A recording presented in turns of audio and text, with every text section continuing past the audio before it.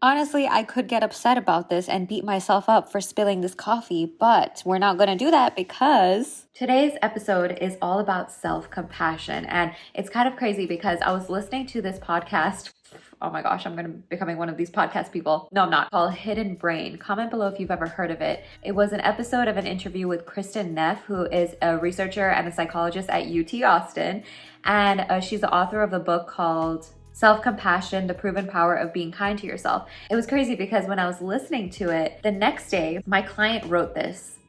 I love that you don't judge my mistakes, but you help me see beyond that and focus on what I've achieved so far. And first of all, I loved reading this because it made me feel like I was doing a good job.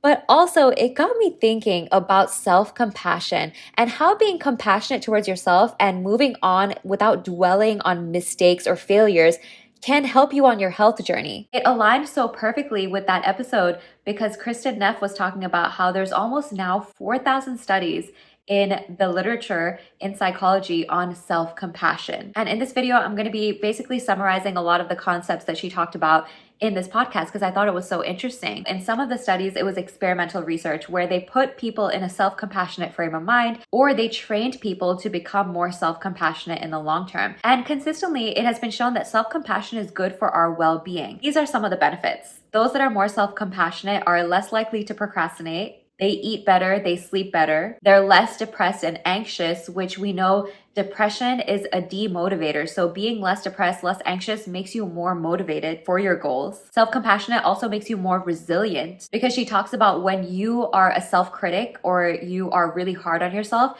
it kind of cuts you down and it makes it more difficult for you to follow through on your goals. Whereas when you're more of an ally towards yourself, you are stronger, you become more resilient. Those that are more self-compassionate are also less likely to engage in addictive behaviors or use kind of unhealthy escapes for their problems. And she talked about when we're really hard on ourselves and we have this drill sergeant mentality and we beat ourselves up for our failures or our imperfections, it's really not good for our well-being. And we might do it because we think that being harsh and hard on ourselves for our flaws and imperfections is going to make us improve. It's going to make us be better because being kind to ourselves is just not going to help us in our goals. But research actually shows that although when we are critics on ourselves, it does make us more compliant maybe in the short term. She gives an example of like people getting through med school and law school by being really, really hard and tough on themselves. And that you may scare or shame yourself into achieving your goals in the short term. Maybe it might motivate you to study harder or work harder for your goals in the short term. But in the long term, there are negative consequences because it raises your cortisol, it gives you anxiety, and makes you feel unable to perform at your best in the long term. Because she talks about how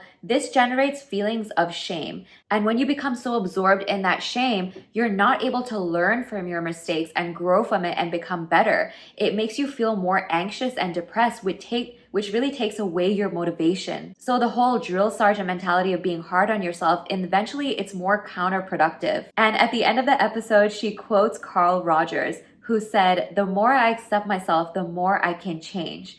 And that's a more sustainable long-term motivator for your goals, whether it's your health goals or studying harder or whatever your goals may be. And actually, she gives this example of this one study that I found was so interesting. I listened to it 3 times where there were 3 groups of students. And they all took a vocab test. And in group 1, they gave them this self-esteem boost. Oh, you're so smart. You got into Berkeley. You're smart. Don't worry about it. Group 2, they told them nothing. And group 3, they told them to be self-compassionate and kind towards themselves. They said, hey, it's okay. It was a hard test. Be kind to yourself. And then they gave all 3 groups the option to take the test again, to study as long as they need to. And what researchers found was the group that was told to be more self-compassionate towards themselves studied longer. So those that were more self-compassionate had this learning and growth mindset. And I just couldn't help but think this is so highly related to my one-on-one nutrition clients and how I really try to impress upon them this self-compassionate mindset, because I really believe that self-compassion on your health journey is what's going to help you achieve your health goals more. And it was really interesting listening to this podcast because it was so cool hearing about all the research that actually supports that. She also talks about when you're self-compassionate, you don't expect yourself to be perfect. You're not aiming for perfection, but you're able to see what you've done in a more objective light, and you're able to take more responsibility because you're able to learn from your mistakes and move on without dwelling on it. So being kind and supportive to yourself actually helps you get more done because you're able to take those lessons and learn from mistakes as feedback and move on. I always tell my clients, there is no such thing as failure. There's only feedback. So how do we learn to be more self-compassionate? She gives a couple of examples.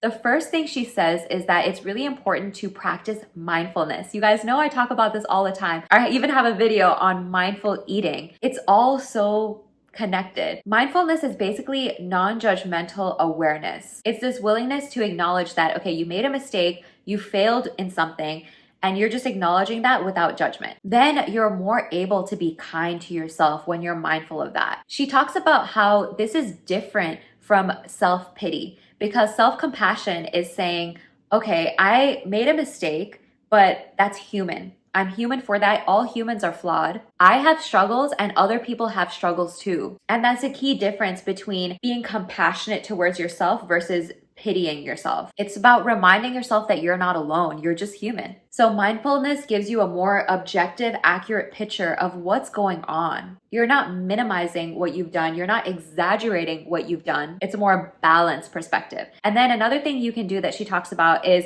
looking at things from a perspective of a friend.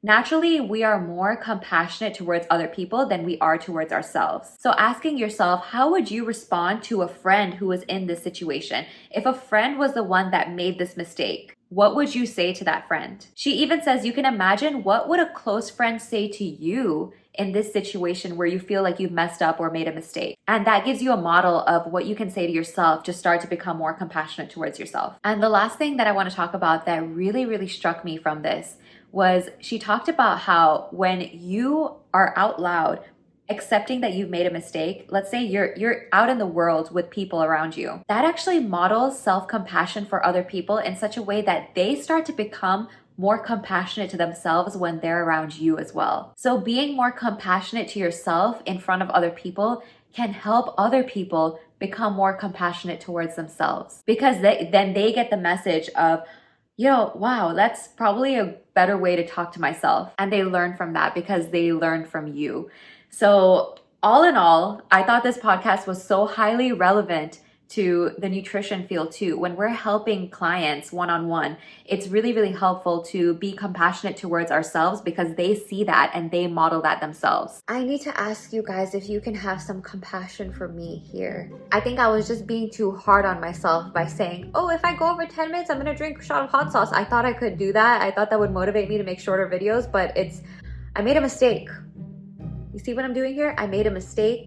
I can't do this hot sauce thing anymore. The thought of drinking hot sauce is what's been hindering me from making any more Tika Talks episodes because it hurts my stomach, guys, and I'm sorry. So I want to ask you guys, what is something that I can do instead of hot sauce? Let me know in the comments. I'll pick the best one that's most doable for me, please. I need another idea. I can do something else though. So let me know in the comments what you guys think. I hope you can find that self-compassion for yourself and for me as well. I'm looking forward to seeing what ideas you guys have in the comments. Thank you guys as always for being here, and I'll talk to you later. Don't forget to practice more self-compassion.